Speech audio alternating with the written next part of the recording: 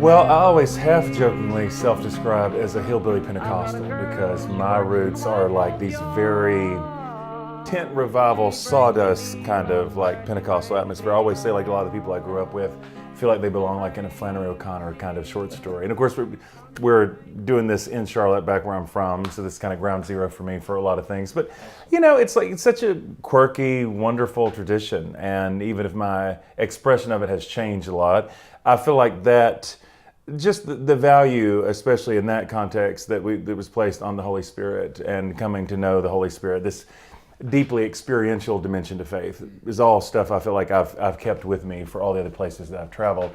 And you know, my dad is a minister, my grandfather was a minister, so never had any designs on inheriting the family business, as I like to say, but definitely felt like there was, I was 19 years old, felt like I was really personally called to ministry. Did youth ministry for a number of years. Planted and pastored a church here in Charlotte that I led for 9 years. These days I'm living in Tulsa, Oklahoma, of all places, and am just writing and speaking full time. So that I've just been there a little over 2 years, so that's still relatively new. Awesome. But yeah.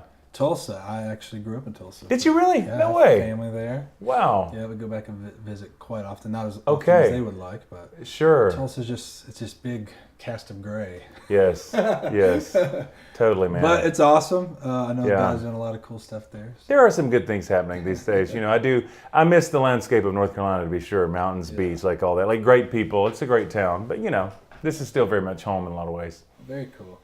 Well, when we approached you with Quit Christianity, what was your first thoughts? Like, did you wonder, like, what in the crap are these heretics doing? Oh, I was utterly scandalized. I just thought that who are these filthy infidels? No, it's like actually, I was just super intrigued. I mean, I feel like so much of what, not to skip too far ahead, but I feel like so much of the space I feel like I'm moving into these days is, I'm so many of my own friends and people. I mean, I'm 39. A lot of people I feel like within my age range and a little older, a little younger, are so disillusioned and disenfranchised with church and certainly the state of the church in North America. So, I'm kind of like, if anything, I feel like I struggle in the opposite direction of feeling like I'm still in some environments where I can feel a little constricted to speak honestly about those things. So I feel like whenever there's a chance to have an authentic conversation about faith and life and the tensions between all that stuff only excites me. So actually it was the kind of thing that moved higher in the inbox. Like, okay, yeah, these are folks I would actually like to spend some time with. So that's awesome. Well, just to give a little more clarity, because we haven't even done this so far, Quit Christianity really just came out of a religion. It was like, we feel like Westernized Christianity, just when you poll the people in the streets, what is Christianity? A lot of people will say, well, it's going to church, it's reading my Bible, it's being a good husband, it's giving to the poor, it's tithing, and when you look at all those things in and of themselves, that's no different than what a lot of Buddhists or Muslims or Hindus are doing. It's pretty much the same check boxes. Sure. And it's like, well, if that's not Christianity, what is Christianity? And I know in my life it's been this crazy roller coaster ride, just like everybody else's, where the moment tragedy hits, tragedy, what it does is it test the foundation everything's built on. And it's like, I remember in my life, whenever our story was going through a lot of traumatic death and having miscarriages with me and my wife and our family, and being a worship pastor, doing ministry and doing all these things that I enjoyed, but also that was expected. It was kind of both. But then whenever there's tragedy and I don't see healing, I don't see the miraculous, I don't see joy, I don't see hope, it's kind of like, well, God, where are you? Yeah. Do you even love me? And I really realized at those moments, like everything that I thought was a foundation wasn't a foundation at all. It was like this facade that I thought had carried weight, but it wasn't until it was tested that I realized there was nothing there. Yeah. And it really just brought me back to the basics. I remember being on the floor after our 6th miscarriage, and literally just cursing God. I'm done with you. I have no use for you. And just to be honest, I honestly didn't care if he killed me. I was like, I've been told many years, you don't curse God, you don't have these kinds of conversations with God, and I was really expecting him to strike me with a bolt of lightning, and I didn't even care. Yeah. But what was interesting was that I laid it all on the line. Every just bitter word in my heart, I unleashed the beast. And it was like, I felt his presence and his grace and his mercy. like more tangible than I ever felt. Yeah. And it broke me because I was like, what is this? This isn't the God that I've spent my entire life promoting. Right. I spent my entire life preaching about. Sure. This isn't the God. This isn't the God I've really ever known. Yeah. And I was like, well, what have I been doing my entire life? And I realized it really just was religion. And religion, you know, when we say religion, there's so many things people get in their minds. Sure. For me, it was just all of the facade. It was all of the hoops and ladders. It was going to the places, doing the things without the actual connection with the Father. Yeah.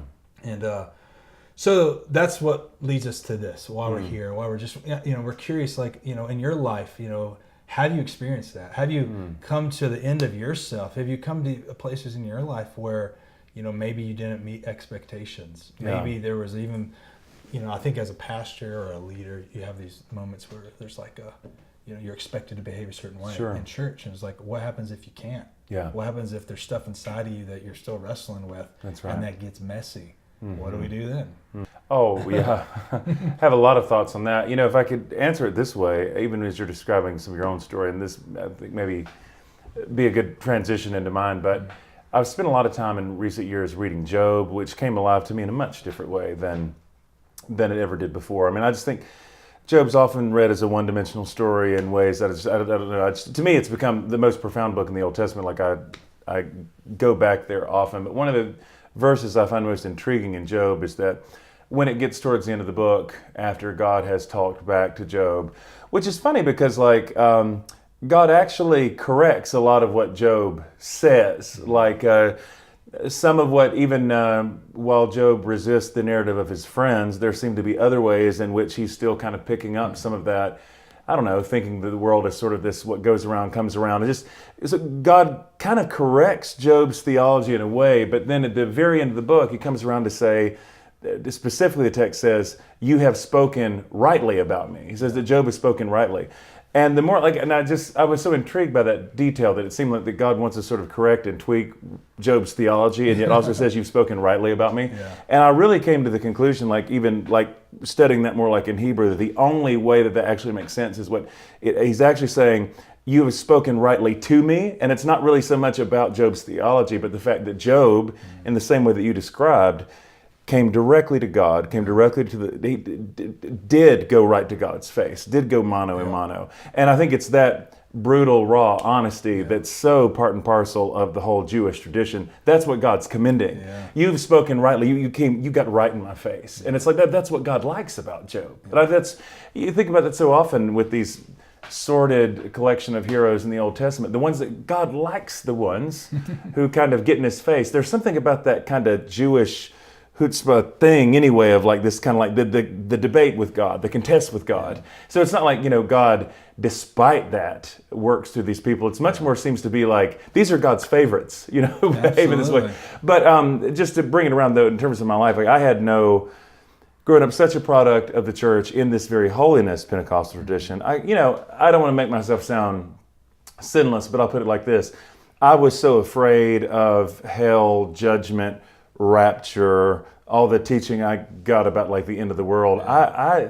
There was never any experimentation. I didn't have a prodigal season in my life. I mean, it was straight and narrow. And I would say like, you know, it was like I was probably in my mid-20s before I had a sip of alcohol for the first time in my life. Yeah. I never smoked a cigarette behind the gym in middle school. I mean, like it was such a just kind of straight and narrow kind of life. And I felt like, while I don't think I was like a prudish person, the path that I went on even in terms of vocational ministry. I got married when I was 21 and before I was even graduated from college. It's like there just seemed to be this sense of like following the expectations of my father and other people in my life. And I never had a significant experience of failure. In fact, I would even say like, again, not that things were always awesome, but the general trajectory of my life was always basically upwardly mobile in terms of like my vocation, my career, did a couple of seminary degrees, planted a church that was growing and doing well.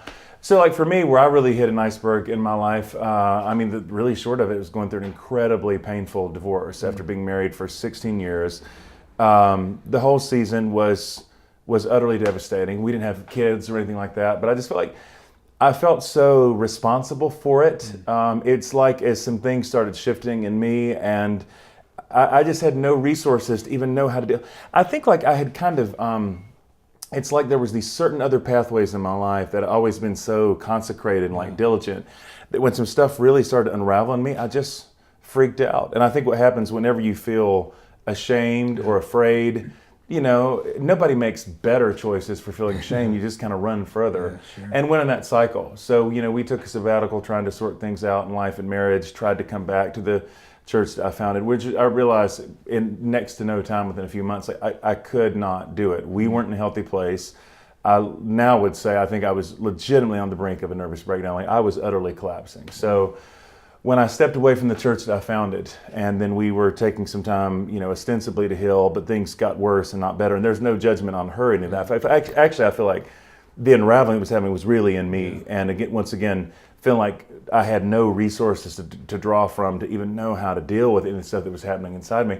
You know, I just ended utterly flat on my back. And I have the distinct memory being right now in West Charlotte, 10 minutes away from my parents' house, of what it was like to, when we were separated, I wanted my now ex-wife, that's still weird to say, wanted her to still be in our house. So like, I'm kind of like, so I'm staying at my parents' house and I'm 36 and thinking, oh God, like what have I done with my life? Like, where am I? I mean, it was just a lot of humiliation and all that, in the sense of like, and I think because, you know, the deep down syndrome of almost anybody who I think has been more or less the elder son in Jesus' famous parable, I think there's like this deep suspicion that even if things are going okay with God, then it's because basically you've at least tried to keep the rules. So if anything's going all right, it's I'm doing the best I can, and God honors people like that. And so, you know, part of what was interesting for me, and you know, everybody's journey is different, but whereas like I feel like it's a common story and one that makes sense to me, that like people will hit an iceberg in some way. Either tragedy strikes, they make a terrible mistake, however life blows up, and they realize that their faith is becomes a lot more fragile. Like, what do I have here? It almost worked opposite for me, because I think in some ways my faith before that was way more cerebral. It was just much more mental. I think I lived from here much more than I knew how to live from here. So the real shock for me, because I think my fear was that it was only ministry that propped me up in terms of my life with God, and that without that, would I even choose this anymore? I mean, this has been paying my bills for a long time. Like, do I even really care about this? And I was honestly kind of shocked that in the midst of all that, instead of finding God to be remote or absent, God seemed to be infinitely more closer than I'd ever experienced God before. And it was almost like, I mean, it's such a crazy tension, right? So I feel like almost all of my most profound experiences of the presence of God even have been on this side of divorce and all that, not before. Now, in my moralistic understanding, that doesn't make sense. I was minding my manners and keeping the rules before, and I feel like I had no sense of intimacy or in connection with God. And then I feel like I burned down the house.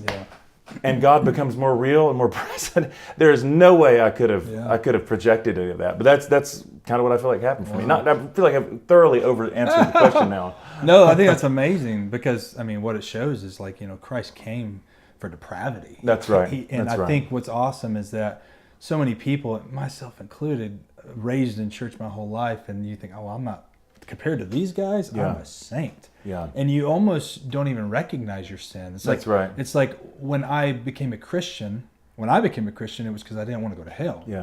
You don't, and sin isn't even an issue. You're just like, that's a prayer everybody prays. Of course, if I don't forgive or get forgiveness, I might die tonight and might go to hell. Absolutely. So you do it. But it's not until like sin finds you out that you realize, oh, I actually have sinned. That's right. And I'm actually in need of a Savior. And I feel like it's like meeting Jesus for the first time. Oh, totally. You know, Absolutely. I think it's crazy though how a lot of us, you know, can go most of our lives and you know, as we say, go out there and proclaim and promote this Jesus, but not know him. Oh, absolutely. Like, how is that possible? But it's very commonplace right now.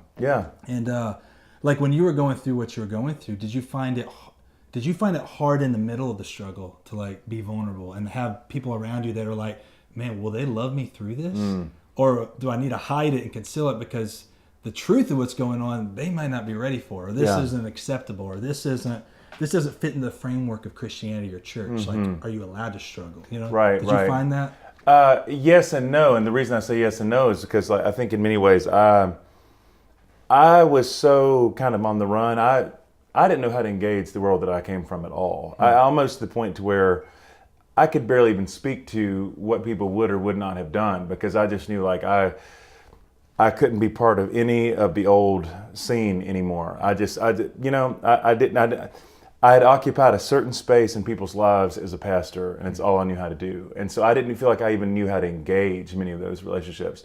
So what happened for me is that the Hillbilly Pentecostal starts attending an Episcopal church because I wanted, maybe that's another story for another time, but the practice of weekly communion already had become so significant for me. I wanted to find a church where the table was open every week. And one of the things I loved about going to the Episcopal church is that, not being in a more evangelical context, I knew people would not know who I was. And I thought there would be freedom to just kind of, because I wasn't together enough to where I think I could have concealed. I don't think I was incapable of pretending that I was okay. But I also didn't know, again, how to engage kind of with my old world. And again, that's where I say no judgment on anybody in it. I was, again, very much kind of living on the run. But it was like coming into that context as a person who's not serving the Eucharist, but is receiving it and very much in need of it, and not having to be polished and not needing to be on. All that was very profound. But at least in my case, I know at the time I felt like I needed new community to do that, because I just thought there was no way I could be as honest as I needed to be in the world where I had learned to pretend so well. Yeah, one thing I've found, you're struggling.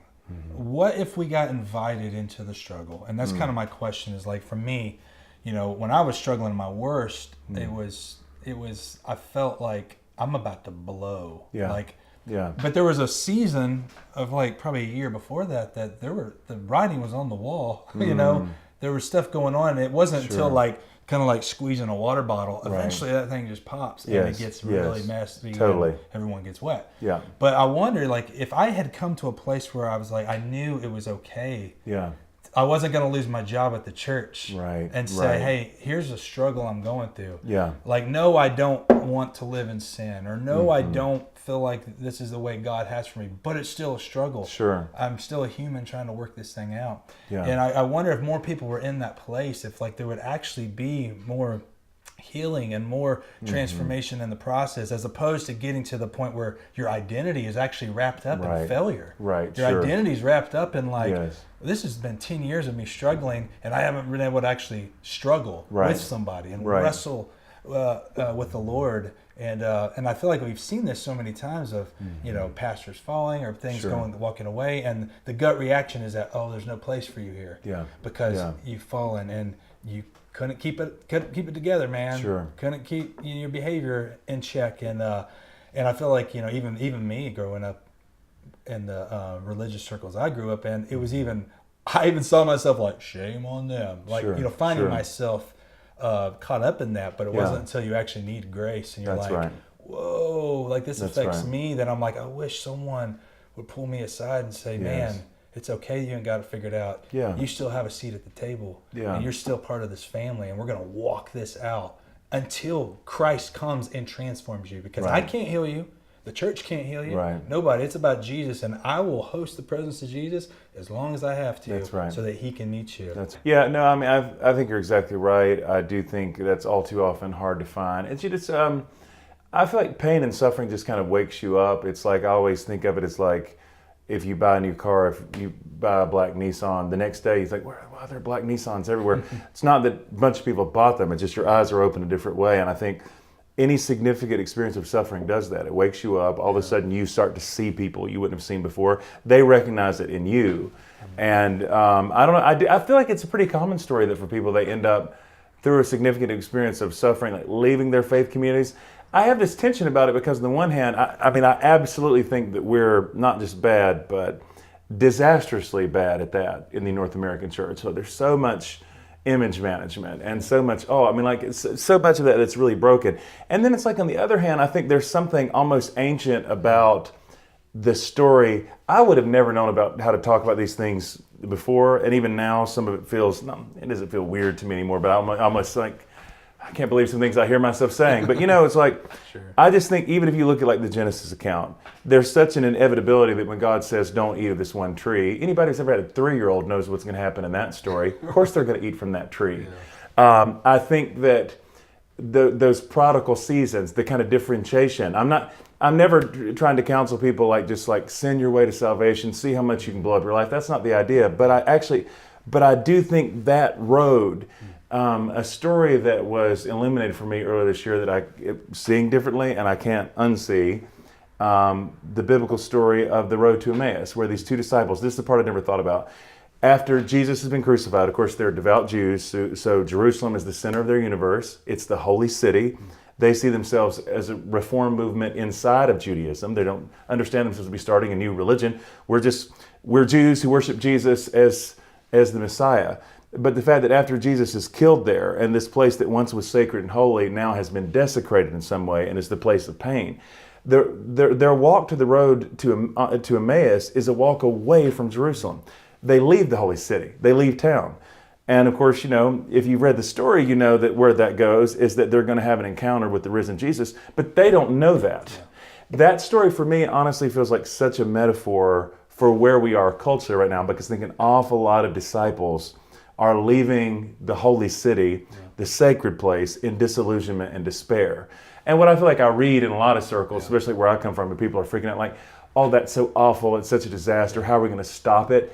I kind of have, my perspective has shifted a bit on that though. For one, because I'm just so convinced that Jesus really meets people on that road of despair and disillusionment. Yeah. Even while they're in the act of walking away from their community, in the act of having an authentic conversation about their pain around what they'd seen in the death of Jesus, Jesus comes alongside them. So it's like even in leaving their old community, they're becoming a new community because they're sharing pain. And I think when we share pain and we're vulnerable, Christ is always present. Yeah. So even in the midst of all that, what I feel like the kind of counter movement that's happening is that as people are leaving in disillusionment and despair, they find each other. And even if the objective is to leave church, leave Christianity or whatever, inevitably in that vulnerability and brokenness, new church comes forth, new community is present in which God is in the center. Yeah. And in ways that are far more rich and profound, I think, than we could have ever had back there. Yeah. That's why so much of my attention these days has kind of shifted to like, I don't want to be that guy that's like begging people to stay in Jerusalem or convince them that Jerusalem is a safer, better place. Like I've got some friends right now who like feel so disillusioned and hurt with the church. I'm not the apologist for the church convincing them that they should go back. I'm like, whatever road that you're on, you may need to be on it. And wherever it is, I'm utterly convinced that Christ is present with you. So trying to give people the resources to recognize Jesus in the midst of those vulnerable, broken places, as opposed to being, oh, come back here, everybody stay in Jerusalem where it's safe. That's so much where my heart is going these days. The prodigal father in the story, when his son asked for his inheritance early, even though he knows he's going to make self-destructive choices, he gives him the inheritance and he gives him permission to walk that road. There's space, there's room. It takes a secure, loving father to make that possible. And I feel like in so many contexts, though, where people aren't taught that God is love in that way, or they hear those words, but that's not what they really get. God is love, and also, if you break the rule, here's your fate. I mean, there's been such a big shift in me in going from, on some level, I always thought that God was ultimately the one I needed saving from. At this point, I don't narrate it that way at all. I think God comes to save me from myself, but I don't think I need saving from God. But so long as ultimately, God's the bad guy in the story, and he's the one who, who, I don't know, almost needs to be bought off to have his approval. Yeah. So it makes sense to me why so many faith communities then have this foundation at which you can't give your sons and daughters permission to go on a certain kind of journey, because there's a sense of, no, if you step outside the bounds, hell, damnation, whatever. So I don't know. I just feel like there has to be a shift in how we understand who God is and what God is about in order for people to have the space that they need to go on these kinds of, this journey that is, yes, a journey of disillusionment and despair, but also ultimately is a resurrection encounter, if we'll give them room to allow that to happen. Yeah. Yeah, I was talking to Rachel about that too, and she was just bringing it back to discipleship. And I really feel like like that's where it all comes back. It's this seems so daunting when you think of, oh man, like the church, Westernized church, it's going in a direction, Sure. and it's like there's no way of even impacting that, but we can on this. Yes, it's the person that's to right. person That's discipleship level, realizing that God can still meet individuals, Yes. and He's big enough God to meet thousands and millions of individuals where they are, and That's actually change this from the inside out. That's right. That's right. And I really feel like it's about encountering God, allowing Him to transform you, Yeah. allowing Him to be real in your life, and then replicating. Yes. Pulling people aside who have the deer in headlights, like, That's right. I'm in my sin, nobody understands, and saying, Yeah. oh, I know that look. Let me tell you Yeah. about something that happened to me. And being like, not afraid to have those conversations. Right. And saying, you know what, Right. hey, I was a failure just like you, but Sure. God, it had nothing to do with me. It's completely God just came Yes. in and totally restored everything. Yes. And it's awesome. That's so good. That's so good. I love that. Well, and it makes me think too how that, I don't know, it's like I love the church and I believe in the local church. So I very much, I feel like so much of my life to this minute is spent serving the church in some way. So, I don't give up hope on it, but at the same time, I just think we see a pattern even all throughout church history, that reform movements always come from the outside. And even Hebrews talks about how Jesus is crucified outside the gate.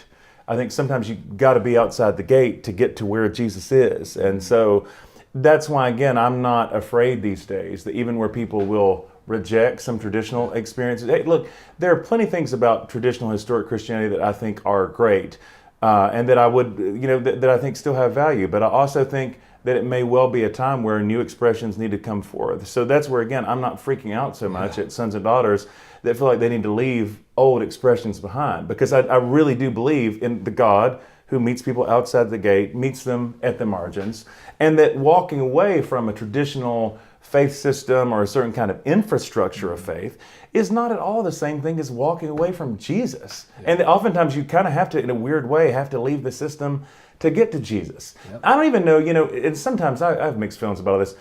That there are some unique challenges in our lives, in our time rather, like I could say plenty about stuff that I think is uniquely broken about North American evangelical Christianity right now. But the truth is, it's the nature of all institutions to self-protect. And I don't think that there's any church in any season of history, that like any faith tradition or community that's been around for long, that doesn't get to a place to where ultimately people have to go to the outside in order for reform to be possible. So I think that's a cycle that's always repeating itself.